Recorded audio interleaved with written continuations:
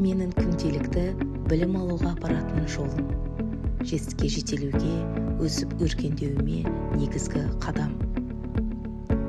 Достарымен, сыныптастарымен жақын араласып, керемет қарым-қатынас құруға мүмкіндік беретін мекенім.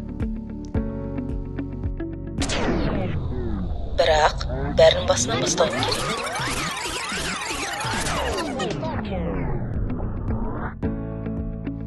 Осы білім ордасына баратын қадамды міндеттелген мектеп формасын сақтаудан бастауым керек. Ақ түсті жейде, қара көк түсті костюм, жилет және шалбар, классикалық аяқ киім, бұл ер балаларға арналған мектеп формасы.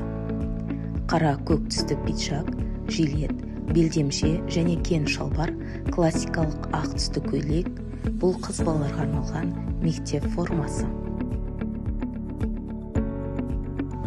Білім алушылардың барлығына міндеттелген бұл мектеп формасы білім берудің зайырлы сипатын іске асыруға және оқушылардың арасындағы әлеуметтік, мүліктік және де басқа да өзгешеліктердің белгілерін жоюға бағытталған.